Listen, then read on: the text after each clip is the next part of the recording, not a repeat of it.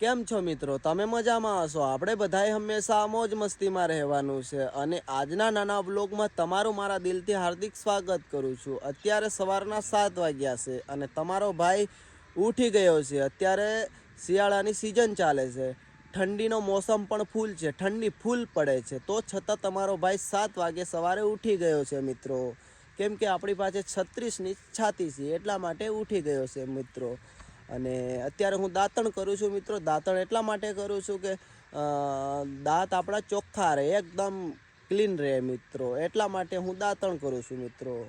અને અત્યારે તમે ખાલી શિયાળાનો મોસમ એટલે કે ઠંડીનો મોસમ પણ છે અને અત્યારે નજારો પણ તમે જોઈ શકો છો મિત્રો. દેખો,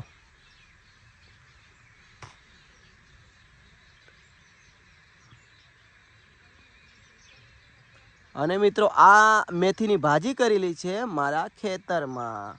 આ દેખો, આ મેથીની ભાજી અને આ થોડીક મતલબમાં ડુંગળી કરી છે મિત્રો. અને આ ગવાર અને ભીંડા કરેલા છે મિત્રો, તમે જોઈ શકો છો.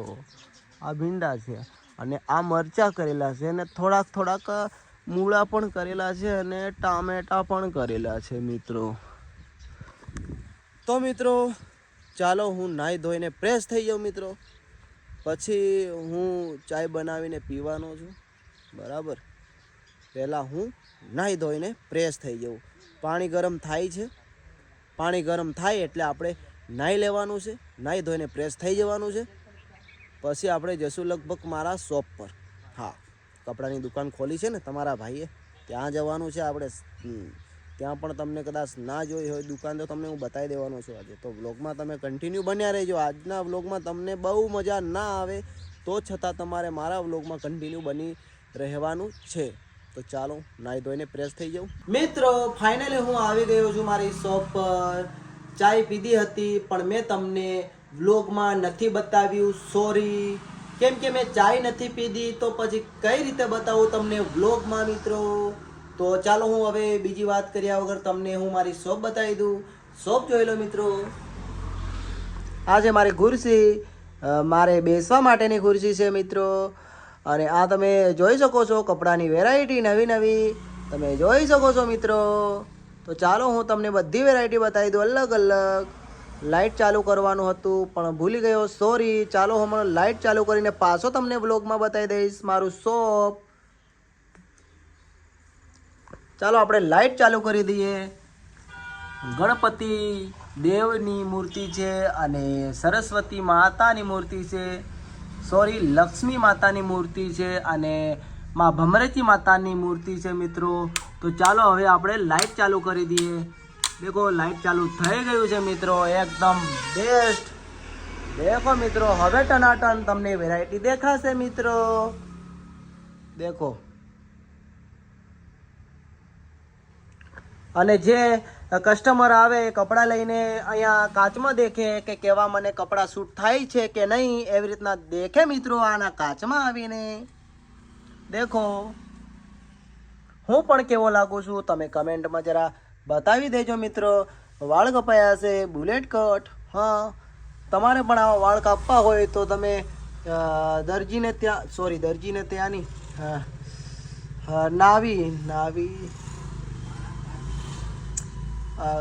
શું કહેવાય યાર, શું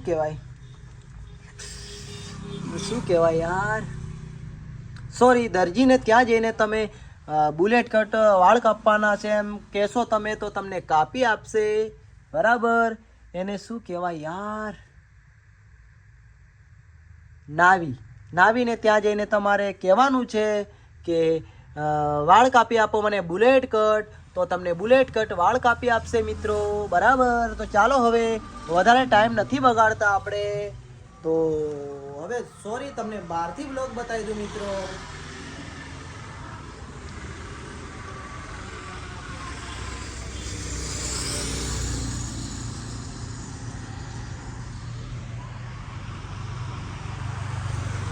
આ છે મારી ગાડી, આ પીવા માટેનું પાણી છે મિત્રો, અને આ ડેમો ટંગાયેલા છે મિત્રો. તો ચાલો હવે અંદર જઈએ મિત્રો.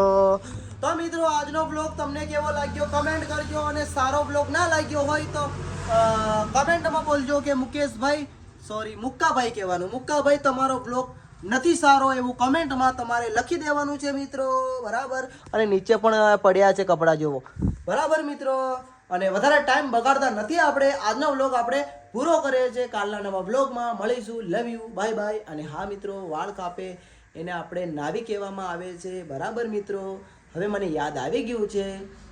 થેન્ક યુ મારો વ્લોગ આટલા સુધી જોવા માટે. આવો નવો સપોર્ટ કરતા રહેજો.